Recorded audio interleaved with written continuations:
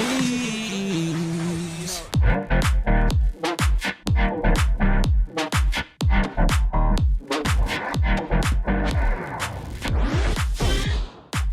All right, and welcome back to That's Some Cheese, part of the Vendetta Sports Podcast Network. Today is Monday, February 22nd, 2021, and our guy, Bryan the Man Tann, as Chad likes to say, making his debut on That's Some Cheese. Bryan, how are you? What's going on? Oh, doing good, man, for a Monday. I haven't flipped out and thrown anyone through a wall, so I consider that a victory. So, yeah.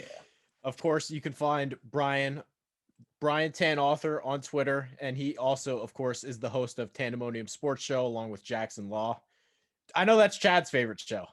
So if you haven't watched the Tanndemonium show, Chad says it's a must watch. I've been on I think I'm making an appearance next week, right? No, this week. This week. Okay. Yeah, we're talking spring training. We're talking spring training and all things baseball.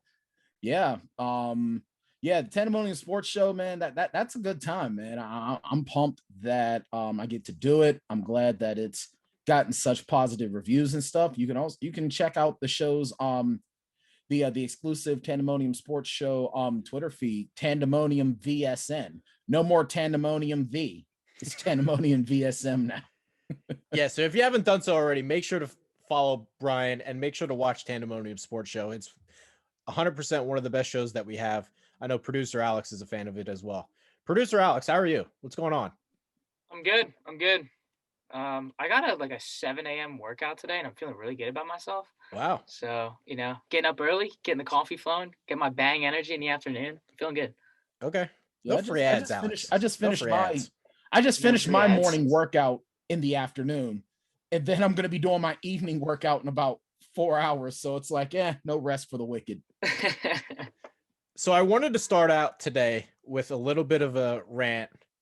How important is being loved and supported? Where would you say that ranks in the list of things that needs to be had for you? How important is being loved? Well, if we're bringing up the philosophy of I think it's Maslow's hierarchy of needs, I think that being loved is one of the core needs that human beings need. I would think so too. Producer Alex, what do you think?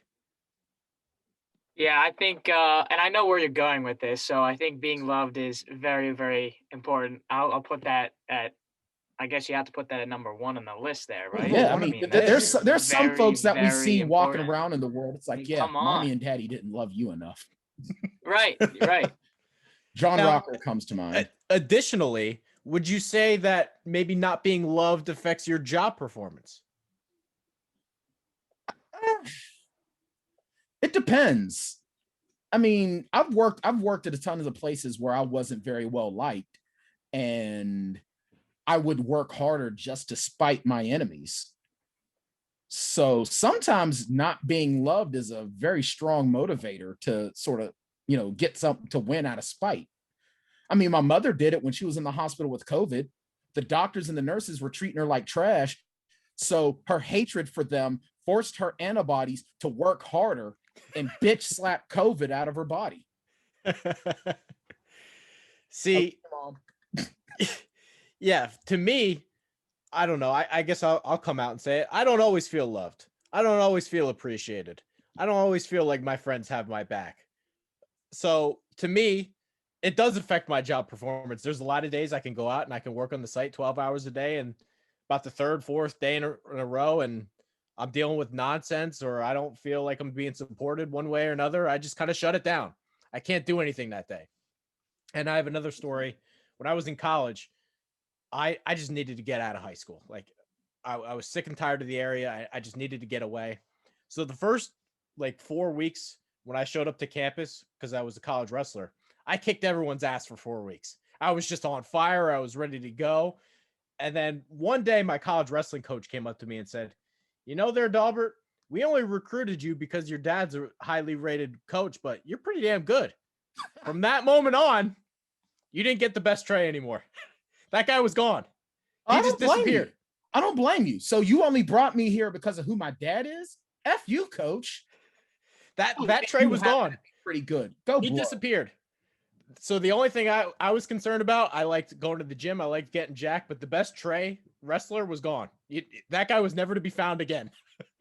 My whole point being, Carson Wentz has been traded to the Indianapolis Colts. Bryan, I don't know about you, but I see a guy that hasn't been loved. I see a guy that hasn't been supported. Carson Wentz is a guy. Number one, here's what I want to know. How the hell do you come in as the franchise saver? You get your franchise to a Super Bowl. You win said Super Bowl. Now, granted, Carson Wentz was hurt, but you cannot deny what the man did all throughout that season as a young guy. And he got the job done. Oh, but because his backup did what a backup is supposed to do, now you don't appreciate him. And then you don't start putting the necessary tools around him, i.e. an offensive line or weapons for him to work with. And now all of a sudden he sucks. You know what? This is why I hate Philly. And this is why I don't like Philly sports teams. And this is why I don't like Philly sports fans. Okay? This is the same damn fan base in the same damn city that booed Santa Claus and threw batteries. Okay? You know what? I hope, and you know what? I'm going to pray to the football gods right now. Football Yahweh, who means so much, who gave us, the able Joe Kane and Arm of the Armadillos, Paul Blake. Please, please, please put your loving pigskin hands upon the mighty shoulder of Carson Wentz and let him lead the former Baltimore Colts, now Indianapolis Colts, to 3 Super Bowls while the Eagles stay in mediocrity for forever. Let the Philadelphia Eagles become the Cleveland Browns of forever. If you could do all that, I appreciate it. I don't care if the Steelers win another Super Bowl for the next decade. Thank you very much, football Yahweh. Amen. I'm in. This is the same fan base that ran Andy Reid out of town. He said he was no good either. Yeah, and what's he doing now? Oh, he's on a small team in Kansas City with probably, I guess he's a kind of a good quarterback. I don't know. They just get to the Super Bowl every year. Exactly. That wasn't good enough for Philadelphia, though. The same guy that took dog shit Donovan McNabb to 4 straight NFC title games. That guy wasn't good enough for you. Yeah. Philadelphia. I mean, and Charles Barkley was smart. He's like, you know what? Get me out of here. Later. Bye. Carson Wentz, though. I see a guy that wasn't loved. I see a guy that wasn't supported. I see a guy that his own fan base hates him. I see a guy that every day he drives to the stadium. He's in his car. Oh, there's a statue of Nick Foles at the stadium. What the hell's with that? I see a guy. A report came out. He didn't speak to Doug Peterson for 11 straight weeks during the season. So we're gonna expect our quarterback to win football games while he's not speaking to his head coach. Yeah, that happens. I swear. His GM, Howie Roseman, tanks the roster. And then Carson Wentz sitting there on draft night like, ooh, we're in the second round. Maybe my guy will draft me a backup running back. He'll draft me another receiver. Maybe he'll get me an offensive lineman. No, he drafts Jalen Hurts, who couldn't start at his own college. And that's another thing, too. You know who else I feel bad for in this whole situation? I feel bad for Jalen Hurts. Because Jalen Hurts, yeah, he wasn't a starter in college. However, this is a guy that if you get him in a decent system with the skills that he has behind him, he may not be a star, but he could at least be serviceable. Now he's going to be a starting quarterback on a subpar franchise. Great. You know what? I see, because history is always doomed to repeat itself. Who do I see that went through something like this? Oh, yeah, Robert Griffin III. I think RG3 was way more talented than. Oh, he was absolutely way more talented, but mismanagement, a crappy team, and this is what you get. This is going to be the same thing. If I'm Carson Wentz right now, I'm hitting more backflips than Tom Brady after I went from Bridget Monahan to Giselle, whatever that. Like seriously, is that her last name? Yeah. Like I'm hitting backflips left, right, and center. Okay. Matter of fact, I'm a meme creator in the smallest sense, but I would seriously put Carson Wentz's face on Michael Jordan's body and say, and then I took that shit personally. Yes. Oh my I love it. I hate the Philadelphia Eagle franchise so much. The only good things to ever come from Philadelphia, Rocky, It's Always Sunny in Philadelphia, and Shazam. Are we counting cheesesteaks or no? You know what? Cheesesteaks as well. We can definitely throw some cheesesteaks in there because I've had some fake cheesesteaks, and you know what? I'm not all for it. I would actually break my diet of gluten-free and dairy-free if I happen to be going through Philly right now and I had a chance to go get a cheesesteak. I would break it. Producer Alex, you're kind of outside Philly. What's your cheesesteak spot? I mean, the debate is like Geno's, Pat's, Jim's, Jim Steaks. I don't really have a spot. Well, see, I'm a Pittsburgh guy, so yeah, I don't really live in like the city for like, you know, the key spots. But the fact that go down to Philly and get John's roast pork, the cheesesteak. That's number one. That's my new task. Yeah. You know what? I forgot. One other great thing that come out of Philadelphia, Boys to Men. Got to throw Boys to Men. Boys to Men, ABC, BBD. Mm-hmm. That's before your time. You better watch out. Chad's going to call you at 4 a.m. He's going to start singing to you. That's why he's not going to have my phone number ever. And if someone gives him my phone number, I quit. But more importantly, we have Carson Wentz, who now feels loved. That same offensive coordinator that was able to mastermind this offense during the Eagles Super Bowl run, he goes back to him. He's now the man. That same guy that suddenly Carson Wentz was going to win the MVP in 2017, the guy who was drawn up the plays, he goes back to him.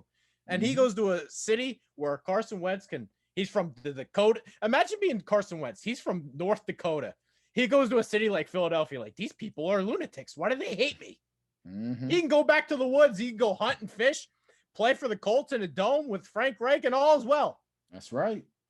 Absolutely right. I mean, I seriously think that when you talk about franchises that have fan bases that aren't for everyone, Philly is at the top of the list. I mean, you know, all joking aside, all being, you know, and that's every team. It's just Philly. Well, here's the thing, that there are a lot of fan bases that just, I don't even want to say that they're passionate, because you know what? There's nothing wrong with having a passionate fan base. My Steeler Nation is a very passionate fan base. And the city of Pittsburgh can be crappy to players. See the amazing Cordell Stewart op-ed that he wrote earlier this month. And I still remember those days. And yeah, the city of Pittsburgh was horrible to Cordell Stewart. But then you get a city like Philadelphia and that fan base. I mean, oh my goodness. I mean, I would even throw the old Oakland Raider fan base in on that as well, because they're nuts.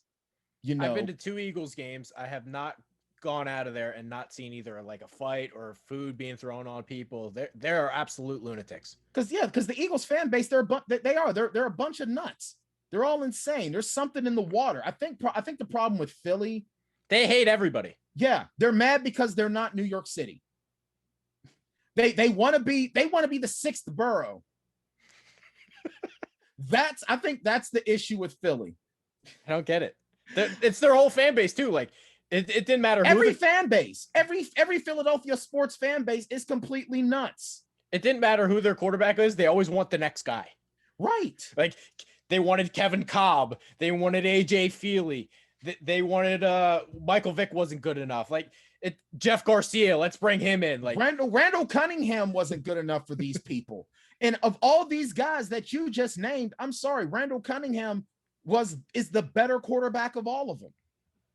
And they wanted the next guy up after a while. It's like, come on. Like, what is wrong with you people? I think the only Philadelphia athlete that was actually beloved was like Ron Jaworski. And that's going way back, producer Alex, like long before you were born. I mean, I was a little kid when Ron Jaworski was playing. Okay? I know Jaws more from him being on TV than actually seeing him play. I got to watch Ron Jaworski play a football game. I didn't know who the hell he was at the time, but I saw him play a football game live. Okay. You want to talk about a fan base that is never satisfied. It's the Philadelphia fan base. Now they do amazing things they're good to their boxers. They're good to their boxers. They're good to their musicians, but it just seems like they can't be nice to sports and mythological figures like Santa Claus. Producer Alex, I have an assignment while I do this. Can you look up Josh Allen's stat line his last year at Wyoming against Iowa? But I'm going to continue. I wrote this post. The Philadelphia Eagles, to me, they're the biggest clown show franchise in the league. Mhm. Like if I'm just like, because I wanted to be a GM when I first went to college. I went to school for economics at first. They are 32nd of the teams I would want to pick. 32nd.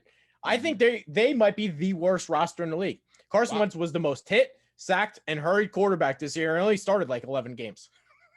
Their offensive line's trash. Carson Wentz was about not Derek Carr, his older brother, David Carr. He was about David Carr. He was about the David Carr of the NFC of this era. I mean, honestly, whenever I hear Russell Wilson talk about I was hit too much, Carson Wentz is like, excuse me. Hello? Hold my beer. Yeah. I mean, this team, you want to talk for a team, for a city, for a fan base that is so about winners.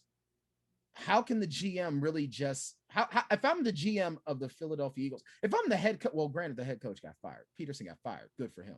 But if I'm the GM, I mean, seriously, how do I look at myself in the mirror every day? How do I sit there and have the gall to go on Philadelphia Sports Talk Radio? You can't. And say, I'm doing my best job to put the best team out there. No, you're not. If I were an Eagles fan, I'd probably be swallowing rat poison. The Philadelphia Eagles have not drafted a Pro Bowler in 7 years. Ooh, that's the last Pro Bowler they drafted, Carson Wentz. Yep. And now he's gone. And you know what? And I guarantee you, Carson Wentz, you look at guys like when Tom Brady left New England, he writes this whole nice guy, I love New England, blah, blah, blah. If I'm Carson Wentz, I am just leaving a turd on the stoop of my home with a picture of me like, bye. F you, Philly. I still believe the GM, Howie Roseman, is the biggest villain in Philadelphia. You like anybody can blame Wentz all they want. This is Worse the than same Elton Brand. This is the same. Oh, well. Yes. Elton Brand. Ooh, okay. Yeah. This is the same GM that took JJ Arcega-Whiteside over DK Metcalf in the draft. I roasted the hell out of him for doing that. The same GM that drafted Jalen Reagor over Justin Jefferson, who broke the rookie receiving record this year. Can't do it. If I'm Carson Wentz, that's reason enough alone for me to leave. You could have gotten me like the quintessential guy. And even if you pass him up, you could have taken Chase Claypool and I would have had someone to throw to. Nope. No, I don't want to do. I had JJ Arcega-Whiteside as undraftable in my notes. Wow. See, here's my thing, and this is what really irks me. Everyone talks about how there's this flopping problem in the NBA, and here's this tanking problem in the NBA. When you look at the NFL, the NFC East looks like it was tanking it the whole season, with the exception of the Washington football team. Each of the teams, well, even the Washington football team had its moments, but all of the NFC East was just tanking it. You look at the Giants. We lost Saquon Barkley in the first game of the season. Well, there's our season. I mean, you look at the play out of the NFC East, and it's like, come on, you guys. Alabama could come in here right now and run the table. Better yet, no, not even Alabama. You know what? Pitt, the University of Pittsburgh will come into the NFC East and dominate you. Dallas should actually be embarrassed because their team is actually good. Right. They just have a Mike McCarthy organizational structure problem. What? And we talked about this on the Tanndemonium Sports Show. Really? Why? Why would you bring in Mike McCarthy, the guy that wasted the prime years of one Aaron Rodgers? Why? Okay. Come on. If you're going to have Mike McCarthy as your head coach, you might as well have kept Jason Garrett. Dallas is loaded. They are. Dallas should have been in the Super Bowl. It should have been Dallas, even with Andy Dalton as the court. Well, Andy Dalton got hurt too. But people can say what they want about Jerry Jones. He drafts awesome. He does. Jerry Jones does an amazing job. The problem is that every coach that he brings in, he cuckolds them. Yeah. And when he brings it's an organizational problem. The talent is not the problem. If you looked at Dallas's roster, I would take Amari Cooper as the best receiver in the division. I would take CeeDee Lamb as the second best receiver in the division, and I would take Michael Gallup as the third best receiver in the division. And any team that you've got, just combining all the teams in the division. Right. And then you got Zeke Elliott, who is just a freak. I mean, come on. I love Zeke. Zeke is an amazing runner. The only thing that He doesn't get enough credit for his pass blocking. He is the really single best doesn't. pass protector in the league. He really is. I think that when you have I see producer Alex over here. A division that has Zeke Elliott and Saquon Barkley in the backfield of their division, that should be probably the most exciting division to watch, because I have Chris Henry, Zeke Elliott, and Saquon Barkley as the 3 best running backs in the NFL today. This will be a topic for another day, but I'd take Nick Chubb over Saquon yesterday. You know what? I don't want to give Look you at that. producer Alex. I don't want to give you that because Nick Chubb plays for the mistake behind the lake. But Nick Chubb is a beast. Nick Chubb's a monster. He really is. Like, Nick Chubb is the kind of guy, like, I seriously think that Jim Brown is actually a mad scientist, and he created Nick Chubb. And then he put his brain into Nick Chubb's body and just said, you know what? I want to play again. Because he's the best running back that the Browns have had since Brown. And that's including Ernest Biner. He almost averaged 6 yards a carry at one point. He's the man's a monster. He's a man among boys. And you know why I like him in the AFC North? Because it means the Steelers defense has to keep getting better. I love it when my divisional rivals are amazing, because that means that your team has to keep getting better. Producer Alex, do you have that stat line for Josh Allen against Iowa in college? I have his stat line for his final year at That's fine. Run Wyoming. Yeah, what do we have here? So in 2017, he was a junior. That was his final season. Mm-hmm. He had 16 touchdowns and 6 interceptions with 1,800 yards. But you look in the year before, in 2016, now he only played 11 games in his final year. In 2015, he played 14 games and he had 3,200 yards. He had 28 touchdowns and 15 picks. I don't know why you wanted this stat. Were you going to take it? Were you going to compare it? I wanted the Iowa game because Josh Allen's final year at Iowa. Everybody hated Josh Allen in the draft except for me. Well, I wasn't with the company then, but I'll tell you the truth. Josh Allen is my kind of quarterback. Call me old-fashioned, if you will, and I'm okay with that. But I want my starting quarterbacks to be 6'5", 230, and I want them to have a cannon. I want a prototype quarterback. But I mean, granted, I don't want him to be a statue, i.e. Brock Osweiler. I want him to be able to stand in the pocket, but I want him to be able to move when he needs to. You know, I mean, I would love to have a quarterback that's built like, you know, Josh Allen, with the mobility, at least. Like, he doesn't have to have crazy mobility. I'm not saying that I want a Michael Vick or a Randall Cunningham, but you know what? I would like a Dante Culpepper in his prime mobility. Throw first, run when you have to. That's what I want. And that's what Josh Allen is. Josh Allen is going to be the future. It's going to be a Josh Allen, Patrick Mahomes, and Carson Wentz type of next era of NFL. I guarantee you. The reason why I brought up Josh Allen was because I compared Josh Allen to Carson Wentz coming out of college. Mm-hmm. Nobody liked Josh Allen coming out of college. And in my draft notes, I specifically talk about how when Wyoming played Iowa beat Wyoming 24-3. Josh Allen, here's his stat line: 23 of 40, 174 yards, 2 interceptions, no touchdowns. I said he looked awesome that game. Nobody agreed with me because he had all the tools. Right. His team was just Wyoming. So you're not going to beat Iowa. But right. if anybody actually watched him play, he got his ass kicked by his offensive line. He was throwing darts. Nobody had that kind of arm strength, but you just weren't going to win at Wyoming. Right. But nobody liked him in college because, oh, well, he's not putting up these numbers or blah, blah, blah. That's what Carson Wentz is. He is like Josh Allen. Mm-hmm.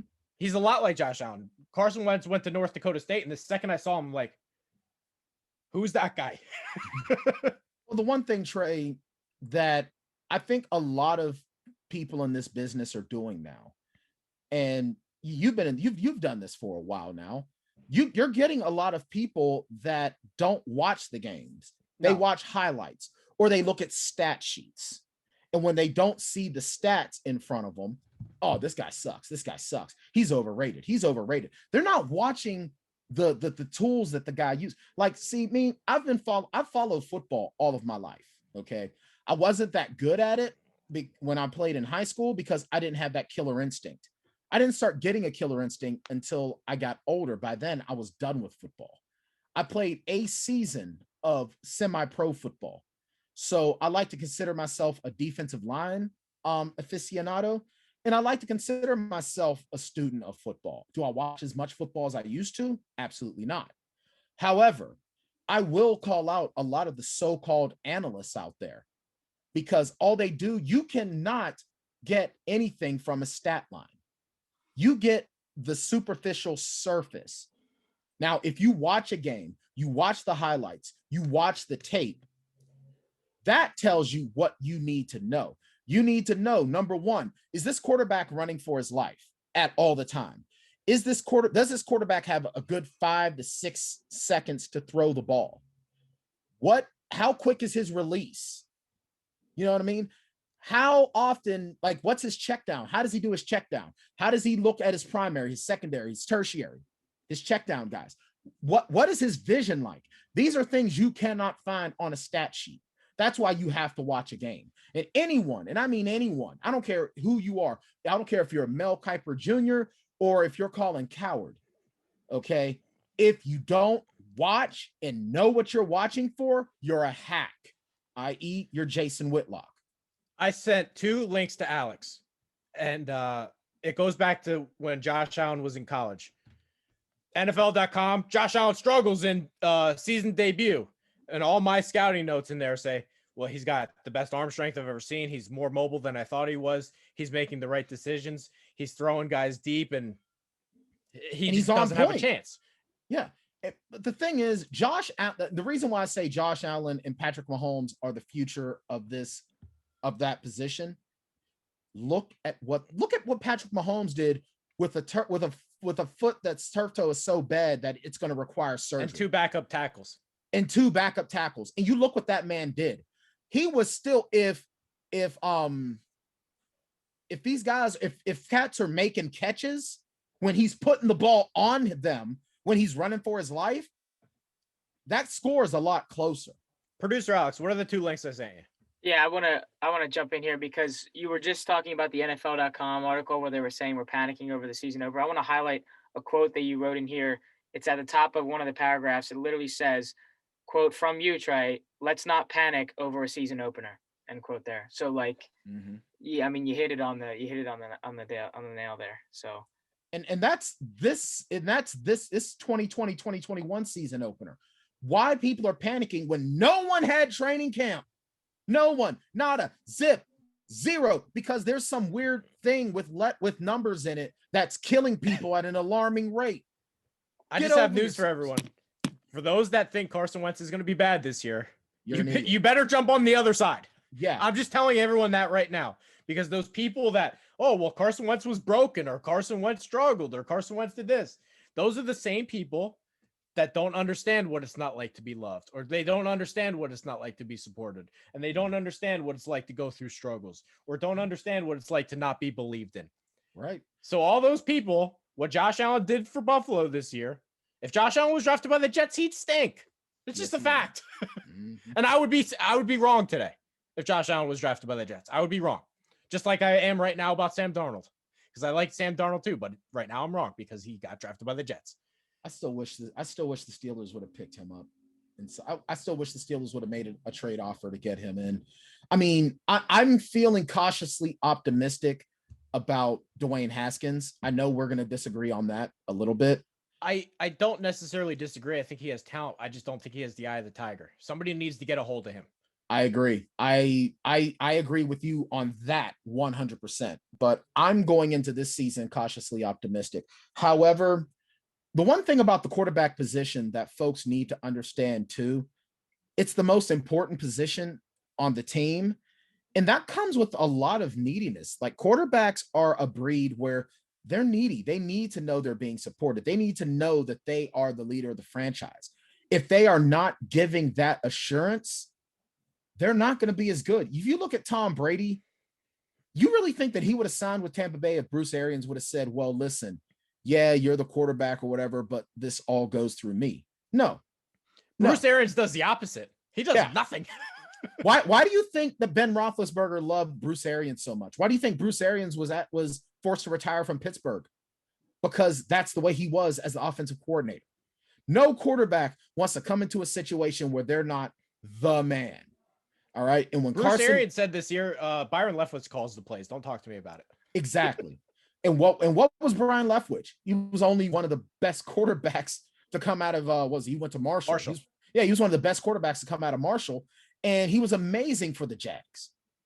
I think the only issue, once again, you want to talk about a guy who and I know this is a conversation for another time, but you know what? If Byron Leftwich was not with the Jags, if he was with someone else, how amazing would he have been? Because I think he got robbed a little bit.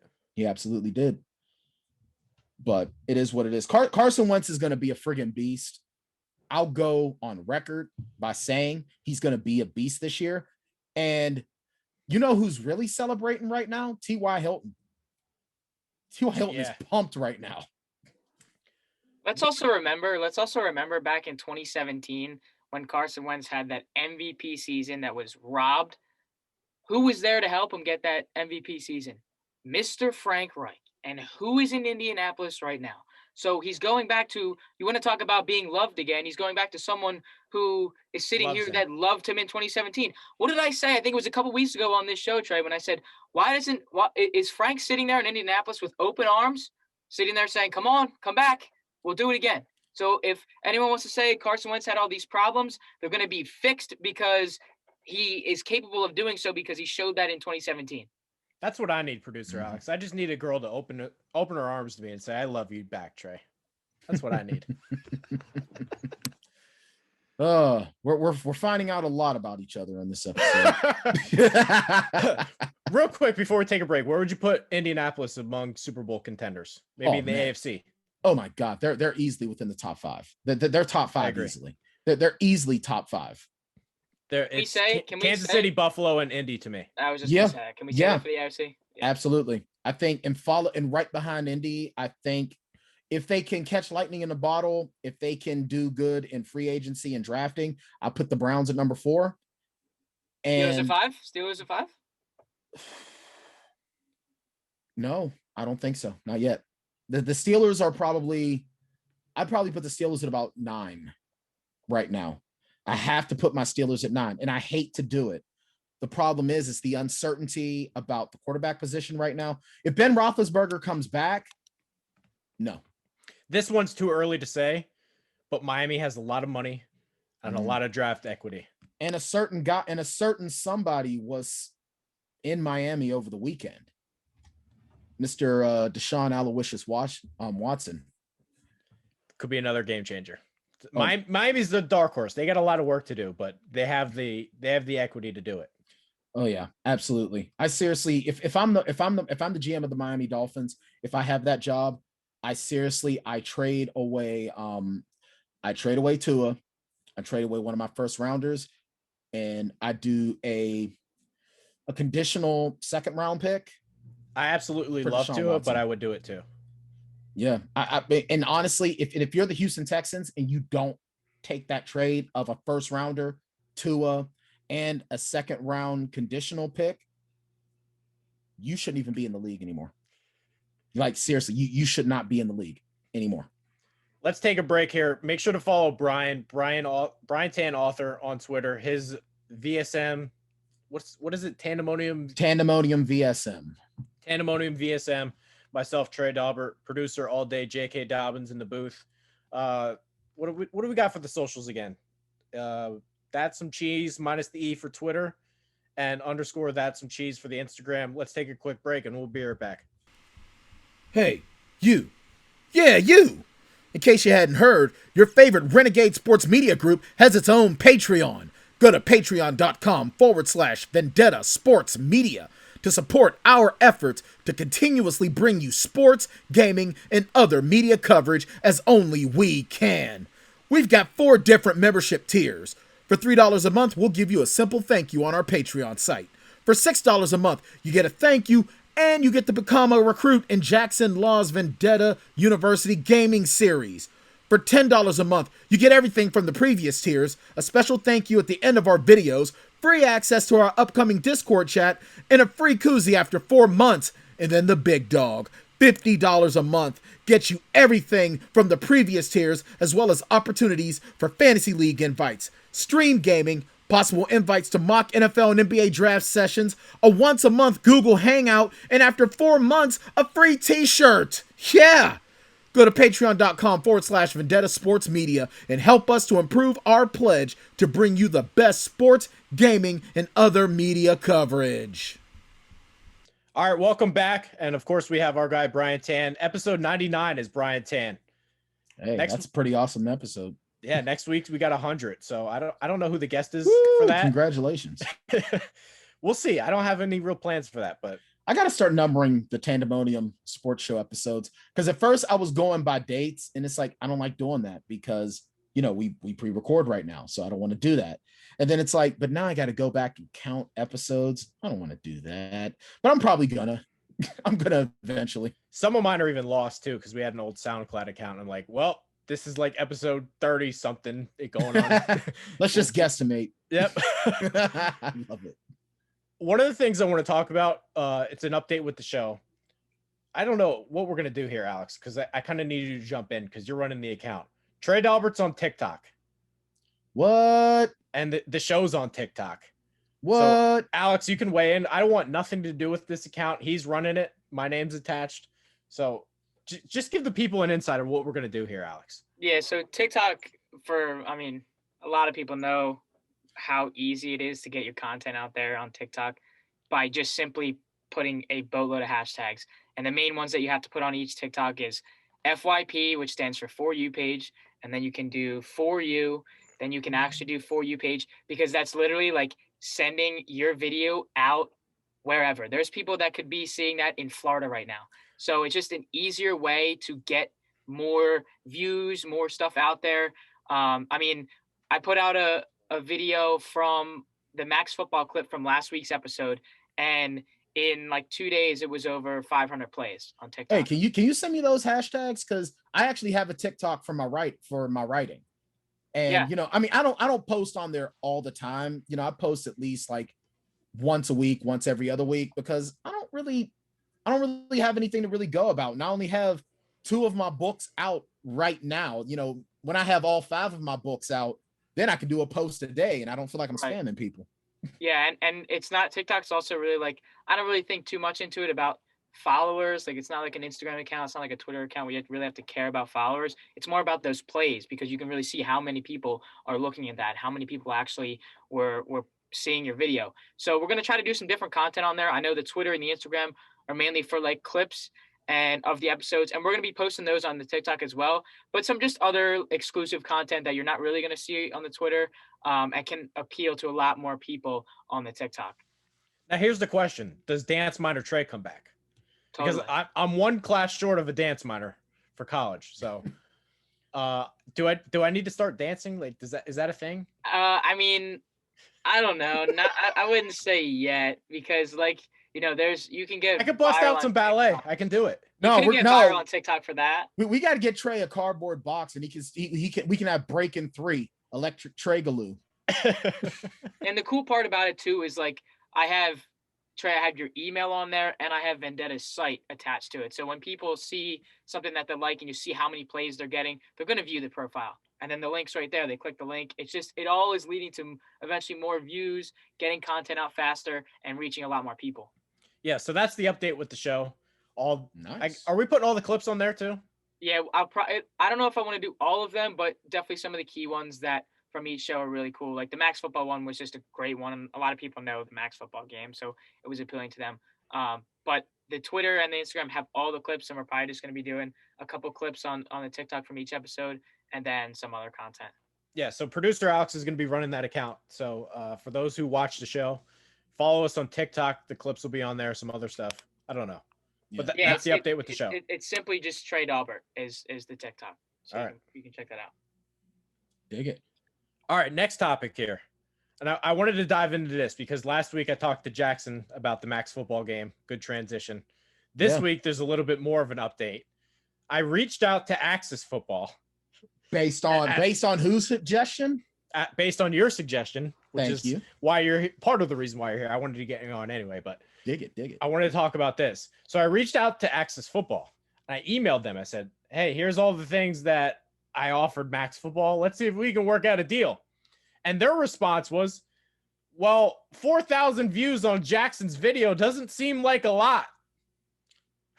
Really? All right. You know what? I gotta look something up real quick. I don't want anyone watching to think that I'm being rude. I have a two monitors set up because I'm working from home. I have one monitor up top and then the main monitor here.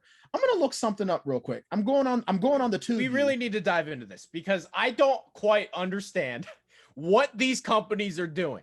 You would think in their office, if let's say I'm running Blockbuster and Netflix comes out, I'm like, shit, we're screwed. We got to do something. That's how these companies should feel with NCAA football coming back.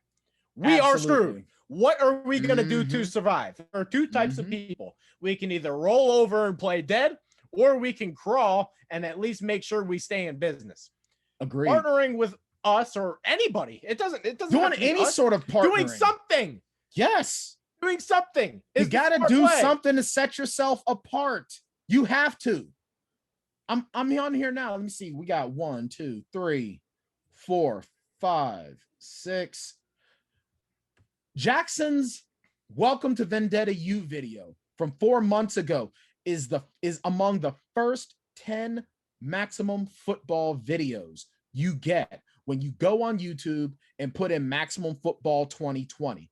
So if a company who has a video that is in the top 10 of all of YouTube comes to you and says that they have something, you might want to listen. Just maybe. Yeah, just maybe. Even if the numbers aren't as high as some others, big freaking deal. That's still 4,000 views.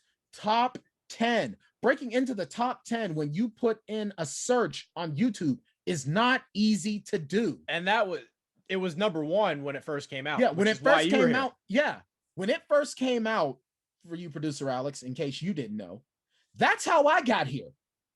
I just happened to be on Twitter and I saw something about maximum football. And it had the Vendetta logo on it. And I was like, whatever. And I just happened to go to YouTube and it came up because of the algorithm. And I watched it. I went back to the Twitter and I saw that they were looking for writers and podcasters. And I sent the message that day. All right. That video is what brought me here. So this idea that there's no pull or that there's not enough traction on that, to me, is silly. It's ridiculous. And the fact of the matter is, the one thing about maximum football, about that Axios or whatever, what's it called again? Axis. Axis. The one negative among the plethora, the one negative that unites both of those games, what did they say? There's no presentation. Or broadcasting. Well, I consider broadcasting part of the presentation. Yeah. When you don't have a presentation element to your game, you are instantly in the kids' corner. You will never get to Madden status, ever. And here's the thing. People have said that Axis Football's franchise is better than Madden's ever was. It is deeper than Madden's ever was. It's always on point. But the biggest issue, gameplay and presentation. And if you don't fix the presentation with NCAA football coming back, you're screwed. Yeah. And in full transparency, I'm just going to tell everyone what I offered because and I wrote this in the post. It would be like me dropping 10 grand on the floor of a strip club and then immediately walking out. Mm-hmm. I was getting nothing. I offered to do the in-game broadcasting. I offered to give free ads on our site, which is that's a huge deal. Thousands upon thousands of views. Not like that's not YouTube. That's just like page views on the site. Right. I offered them the works. I offered them free ad reads in the podcast. All I wanted was the in-game branding in their game. That is the only thing I asked for. Right. Because the bottom line I was is, getting raped. I was getting pegged. you definitely you were being cuckolded, you were being pegged, And I didn't care. You were essentially the kid from Dodgeball. You were the high school student from Dodgeball. You were the little subby. Because the bottom line is, that would have been, honestly, if you're an independent gaming studio and you have an independent gaming and you have an independent sports group come to you and say, hey, listen, we are willing to do this. You don't have to pay an ass ton. All you have to do is put our branding in your game and let us do the presentation stuff. And what, like you said, we'll do all the advertising and blah, blah, blah. Let's make it happen. I wasn't worried about making money today. I'm I'm worried about making money 2-3 years from now. So I just wanted the foot in the door. That's all I wanted. Right. It's one of those, like, and you could even say, hey, listen, from what you sell, just let us get 10%. 10%. I didn't even ask for that, but that, like, you would think they would say something. Well, you figure the presentation budget would be big if because they always say, well, we don't have the money for all that because we can't get big voice. Okay, we're not big voices. Fine, but you're not a big company. It's not like we're going to EA and said, hey, we'll handle all your presentation. They'd laugh, and rightly so. But no, if you're a small studio, like with Canuck Games, they're like what, they're not even a double-digit man development team. But you've got people that are saying, hey, listen, we've got more than enough people that can do the presentation aspect. You did with NFL 2K. You could have a 2-person booth or 3-person booth for the play-by-play. You could have a Sports Center-esque style recap show with another 2 people. And you could even do like they did in the old Madden games with the Tony Bruno show, with any of our podcasts doing in the role of the Tony Bruno.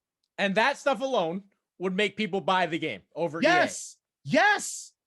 Oh my God. Even if their gameplay isn't all that great, if they don't have the actual teams in the game, you got to customize them. If people are going to buy for that presentation stuff. Yes. If you've got fun presentation, that was part of the reason why I was so in love with Madden back in the day, because in between games, I had the Tony Bruno show. All right, I don't care about the same retread Snoop Dogg song that they play all the time. I tell your mama, hey, tell your daddy, hey, and tell the whole damn world, this is Madden territory. Shut up. God, that's not fun. Okay? I swear, it's like these guys, they have this mindset that we make video games. We can do anything. No, you can't. Especially not consider the fact that EA now has gotten the one thing that sports gamers have been begging for, been pleading for almost a decade. It's coming back. And 2K is going to be making a game coming up too.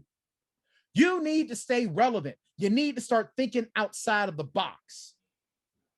But hey, you don't want to get down with Vendetta Sports Media? Fine. You know what? We'll just make fun of you in our videos and say about how goofy you're being. Yeah. Hey, Billy Bean, he sat in a room one day. He said, if we think like the Yankees, we will lose to the Yankees. Yeah. And he came up with Moneyball and he became competitive. Yeah. That's all they need to do. They don't need to win the World Series. They just need to stay alive. Stay relevant. Stay relevant. Like, seriously, who's going to play Maximum Football 2020? When did they say? Did they give a? I think it's 2 years from now. So when EA College Football 23 comes out, who the hell is going to play Maximum Football 23? Nobody. I'm not. Nope. I only buy that game to support an independent studio, and because I hate Madden. But you know what? Now you thumbed your nose at me. So you know what? You're not getting my $30 a year. It's unbelievable. I don't quite get it. We can stay on these guys. I don't know. But I mean, part of me kind of feels like maybe we should just keep telling them and like let them know, look, presentation. As gamers, we want presentation. If you can offer presentation that will give you something different. And the thing is, we're not, just because some of us sometimes we swear in our videos. All right, you might not want to be associated with that. Cool, I get it. However, we're obviously not going to be swearing when we're recording the game. No. Obviously, especially not. the Axis football, the audacity for the Axis football. Like, Max football is here. You're down here, dude. Like, yeah. What are you doing? And Axis, honestly, I seriously think that Axis football, let's be real here. And I said that in my email. I was like, if you don't want 100,000 free views or whatever, that's fine by me. Because the thing is, Maximum Football has Doug Flutie's name attached to it. Right. That gives them automatic credibility. Axis Football has nothing. Nothing. And the thing is, when you've got such a deep franchise mode, now granted, I haven't played the game yet because I feel like it's overpriced. I do. Now, if the game was like $20, I'd probably buy it. But it's never a physical copy, and it's always $30. Now, granted, now if they were to ever put it on sale on the Xbox store, I'd get it, because I just want to see what the franchise mode is about. But I've watched videos, they've talked about it. It sounds really, really cool. But if you need to have the presentation behind it. You need to. I would be happy to do it. And you know what? If I would seriously have no problem sitting here at my desk and read out every single last name that they could possibly conceive for these players, the first and last names.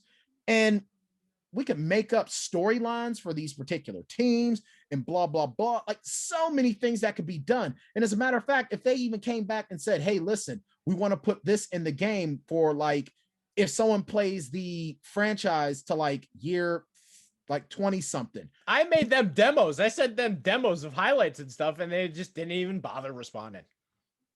Oh, well. Oh, well. Hey, maybe we should partner with yet another independent gaming studio and say, hey, why don't you guys make a football game and we'll do the presentation? I'm in. I'd be all for it. I'd so be happy to lend the golden voice box to anything that has Vendetta Sports Media attached to it. Last thing before we end the show, I kind of want to go maybe, I don't know, 10 minutes or so. Okay. What's the story of Bryan Tann? How did we find Bryan Tann? What are you doing beyond Vendetta Sports Media? What are your goals? Just sort of a behind the blog thing. All right, cool. Well, as we touched on a little bit already, I came to Vendetta Sports Media after watching Jackson Law's first Vendetta U video, which was so fun. It was really, really cool. And, you know, I sent the Twitter message, and, you know, we got off and running. I picked Jackson Law to be my co-host because I didn't want to just be sitting here talking all the time. Because, you know what? I love talking sports. I don't love sports as much as I used to, but I love talking sports. And I'm slowly starting to love sports like I did when I was a kid. And it's a great time. I love doing the Tanndemonium Sports Show. I love talking about it. I love getting involved in things in the company Slack. I love recording the bumpers for the company. I love doing all of that stuff. It's fun. You know, in a lot of ways, I'm kind of like living, you know, 10-year-old Brian's dream, because I wanted to do sports talk and everything as a kid. I wanted to be on the radio and have my own show and all that, and I loved it.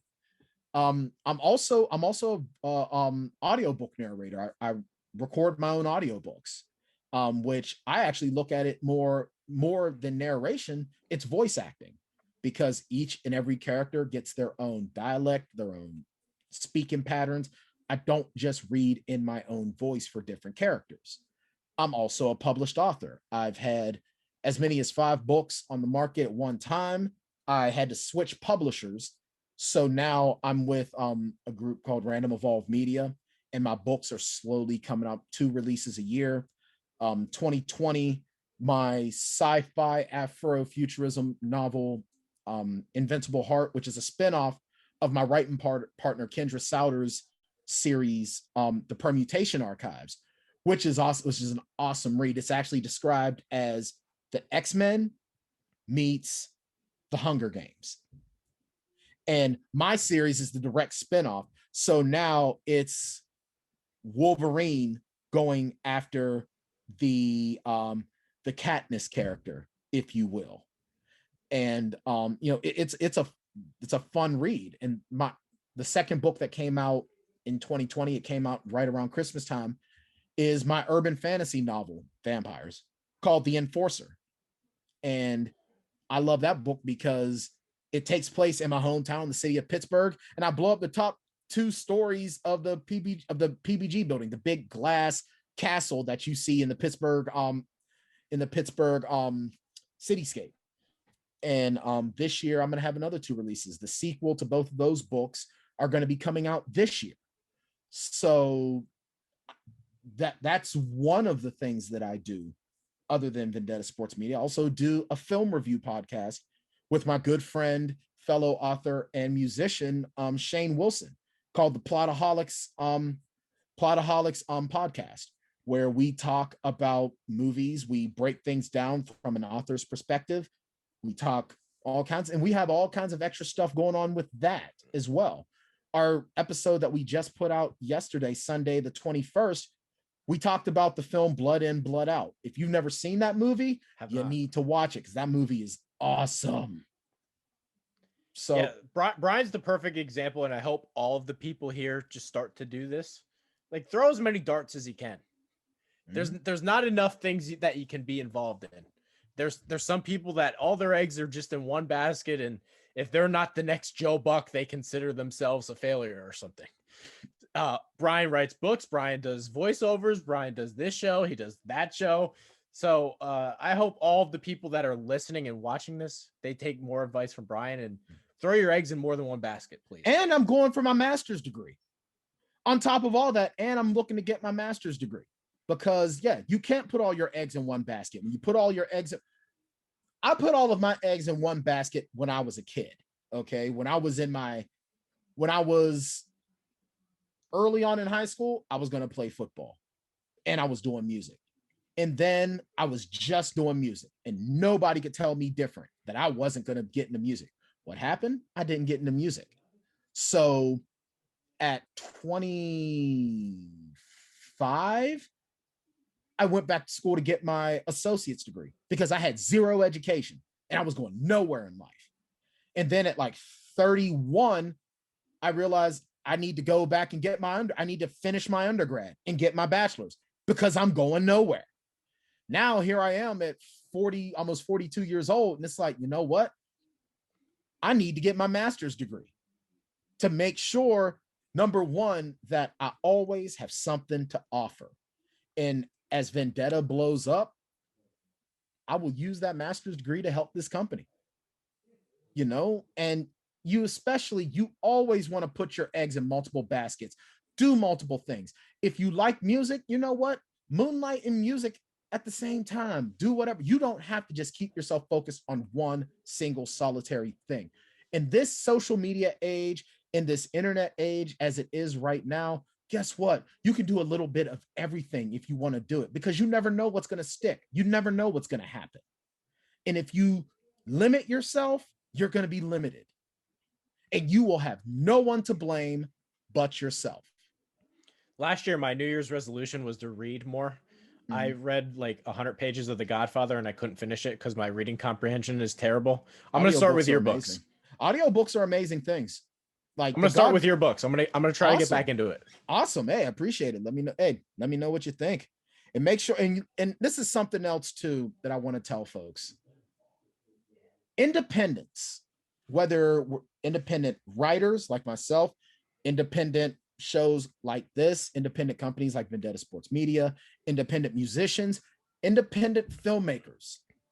Our lifeblood are your likes, your reviews, and your shares. Like, review, subscribe, and share, because that helps us get into those algorithms. We're not spending thousands upon thousands of dollars a day like ESPN does, or Simon and Schuster does, or Paramount does, or I don't know. Give me a record label, any record label. Warner Brothers or Roadrunner does. All of these companies spend thousands upon these companies have budgets for marketing, digital marketing, especially. That is more than what any of us make combined per week. So we depend on your reviews, your likes, your shares, your subscriptions, and all of that. So if you're watching this on YouTube, make sure you hit the like button. Make sure you hit the subscribe button. Make sure you leave a comment and share it, because that's what gets the algorithms working in our favor. And the bottom line is, I know, Trey, I know that the reason why you started this company is because you got sick and tired of the mainstream sports stuff. I hate the sports mainstream stuff. I don't watch ESPN anymore, ever, unless it's NFL prime time. I don't watch any of it because it isn't about the sports anymore. It's about having characters, and it's about just pumping up the dumbest crap. All right. Like you got Jason Whitlock, who's a freaking clown. You have Skip Bayless, who he's at least more informed than Jason Whitlock, but oh geez, come on. And then you got the Colin Cowards of the world. These guys are making so much money with just horrible takes. It's almost like they started out as fans and then they became just these clown shows. Look, I'm a talking head. I say it freely and I say it proudly. I'm a talking head. But you know what? I love what I'm talking about. I'm passionate about what I'm talking about. And I don't need to make $1 million a year to show up every single week or for every single appearance. So anyone that's watching, if you're sick of the way the mainstream screws up your stuff, then you've got to start supporting the indies. You have to.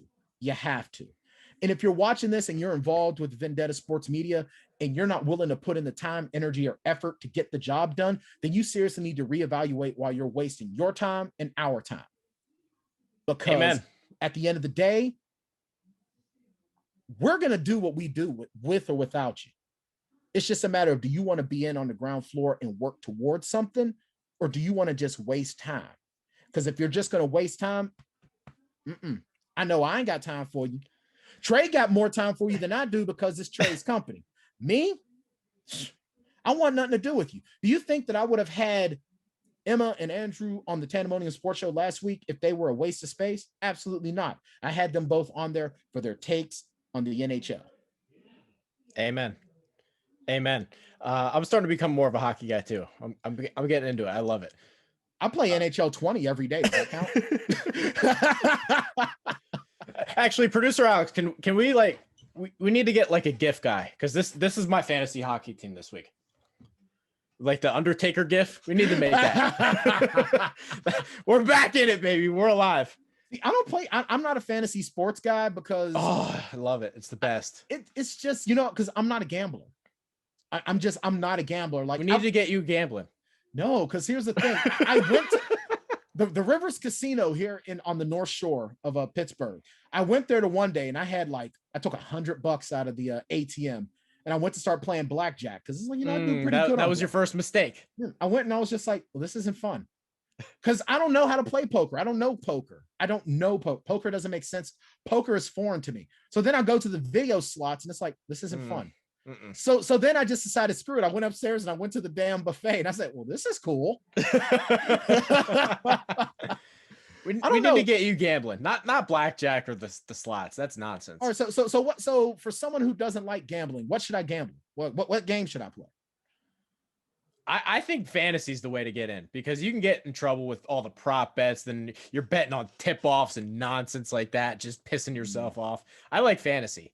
Like just get in a season-long league, throw like $10 in and try to see if you can win with your friends. That's how I would start. All right. You know what? I could probably do that. As long as we don't have a rough. This way you're only checking your team like once a week. It's not like a big commitment and you get a little pumped if you win. Right. Yeah. Cause I did FanDuel for like 5 minutes and I was just like, this isn't fun. It's too much. It's way too much. I just don't want a Ruxin in my league. I just don't want a Ruxin because I'd punch his jaw off. I can't watch that show. I love this show. Like, the show makes me laugh so hard, but it's like, I swear, if this were my social circle, I'd have no social circle because I'd just be beating the crap out of all of them.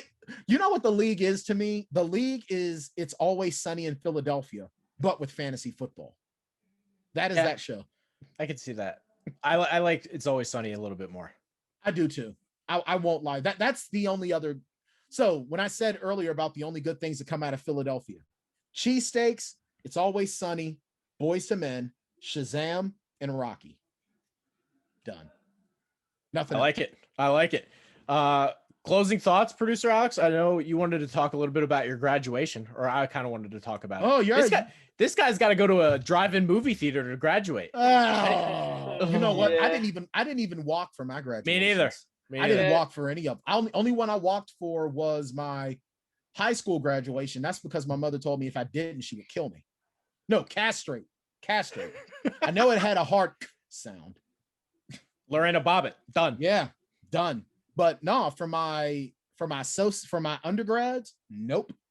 For my masters, probably not, because my school is based in Utah, and my black ass ain't going to Utah. No, I saw what happened to Russell Westbrook up there. No. Nope. Alex, let's tag that video in the post. That video you made of your graduation. Cool. Yeah, we'll do that.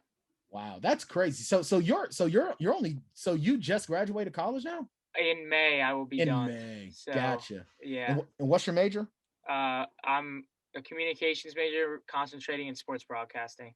That's cool. Gotcha. Yeah. See, I'm a communications major, but I'm minored in creative same. writing. Yeah, I started in hospitality, and then 2 years in, I was like, I'm gonna graduate in 2 years with something I don't want. Like I didn't finish the dance minor though. Do it. You didn't? Didn't finish the dance minor. No, I finished my creative writing minor, but I got into it with my professor, because my professor tried to call themselves trying to school me on how to write a story and how to set it. I'm like, bruh, I'm always willing to accept and listen to constructive criticism, but you ain't gonna come to me and tell me my business. No. I don't care if you do have a PhD. You a PhD in dumb. No, man, that's cool. You know, I'll tell you the truth. When I was at your age, when I was young and sparkly eyed, I was getting drunk playing in bars in Pittsburgh and not doing that well. So Same. I really wish that I would have been smart enough to, you know, go to real 4-year college at that age. But you know what, man, that's cool. I mean, you know what though, for real, I get being bummed about not walking and it's the drive-in thing. I get it. I totally understand that. But at the end of the day, as you get older, it's going to be something where you're more glad that you've got that piece of paper that says that you did it. Right. That's going to be the one thing that you're most proud of. Like you're probably going to remember, man, it sucked, I didn't get to walk. But as you cash in your paycheck, you're like, man, but somehow I'll forbear. Yeah, right. So It's just because, like, myself, I went through so much to switch over to this program, and I really shouldn't be graduating on time. I had to take a bunch of summer classes to catch back up in the program. And then, now hearing this, I still get to technically walk. I get out of my car and I walk through and I get my name called or whatever, but it's only like a 10-minute ordeal. And I'm like, I want that moment. I deserve that moment. I went through all this to get here, and it's going to be for what, 10 minutes? Like, but and when that time comes and it's June, July, and I'm doing some other things wherever I may be, if that's here, if that's not, you're not going to have time to worry about it. Yeah, exactly. Yeah, you're not going to have time to worry about it. Or what you could do, mess around, get your master's. True. By then, you'll be able to do some walking around. Here's my Hopefully, we'll see. Maybe Yeah. it'll be the zombie apocalypse in 4 years, probably. I'm okay with that. I'm totally cool with that, because you know what? There's some people, and you know what? I don't even care if I survive for a long time. If I do get bit, I know a few people that I'm going to go to just as I'm turning, because you know what? I'm a spiteful ass dude. Same. That's why we get along well. Yeah, exactly. It's Vendetta. I just don't take it to your level as much. Yeah. But I can be very, very spiteful and vindictive, and I never forget. Case in point, I had someone ask me, will you ever have such and such on your show? And I said, no, because I hate them. Who asked you that? I'm not telling. Okay. I'm not telling. Okay. I'm going to maintain a sense of professionalism. But I was asked if I would ever have a particular person on my show, and I said no, because I hate them. And they're like, wow, that's kind of petty. I'm like, I know. So I'm going to have every other person. I'm like that too. I'm going to have every other person that's in that exact wheelhouse, and I'm going to have them on my show. I'm actually going to have them interchange and come on. But the other one, because I remember, bro. I remember. I may have post-concussion syndrome, but I still remember things. That's some cheese is going to be doing a lot more hockey as the year goes along.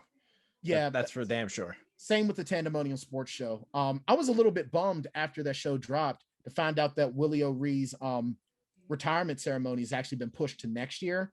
But I'm actually kind of glad, because with the crap that he went through in Boston with the bigotry and all of that crap, he deserves to have all of the Bostonians there giving him the respect that he deserves. So kudos to Willie O'Ree on that. 100%. My closing thought is I just want to be loved and supported. So a lot of the people that aren't Team Trey are just slowly but surely being cut out of my life, and it's just the way it is. And I want to give a special shout out to Mina Kimes, who was so dearly wrong about Josh Allen and is now hating on Carson Wentz. And when Carson Wentz is good this year, it will be because you don't understand what it's like to not be loved and not be supported and get everything handed to you. So that's my message to you. And if you don't like Carson Wentz, it's not coming. Stanley, yeah, I love it. Don't care. See, it's not coming up. It's not coming up. This is my yeah. You're not getting the words. That's the only thing that sucks about doing it like that. But yeah, I'm on your boat with that. I seriously, you want to talk about how Tom Brady, when he feels wronged, just does better that next season.